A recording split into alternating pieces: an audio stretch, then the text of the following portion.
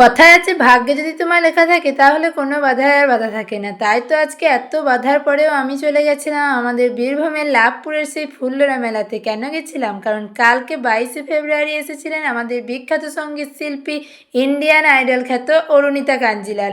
তো ওনাকে দেখতে আমরা সবাই গেছিলাম। তো প্রথমেই ঠাকুরের দর্শন করে নিয়েছিলাম, তারপর এদিকে চলে গেছিলাম গানের ওখানটায়। তো আমার তো ভীষণ ভালো লাগে। তোমাদের কাদের কাদের ভালো লাগে অবশ্যই জানিও, আর কে কে এসেছিলে সেটাও জানিও। দেখো কত মানুষ দিদিভাইকে দেখতে এসছে। দিদিভাইয়ের প্রত্যেকটা গান আমার ভীষণ সুন্দর লাগে। চলো একটু তোমরাও শুনে নাও দিদিভাইয়ের গান।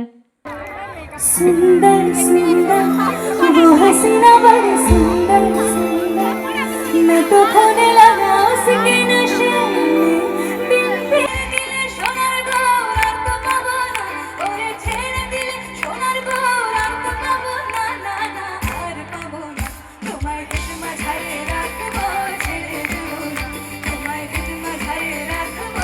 তারপর আমরা গান শোনার পর চলে এসেছিলাম খাবারের দোকানে, আর এখান থেকে দুটো মোগলাই প্যাক করে নিয়েছিলাম আর একটা রোল খেতে খেতে এখন আমরা যাচ্ছি বাড়ির দিকে। তো আজকে ভিডিওটা কেমন লাগলো অবশ্যই জানিও, আর আমার এরকম মিনি ব্লগ দেখার জন্য চ্যানেলটাকে সাবস্ক্রাইব করে পাশে থেকো। বাই।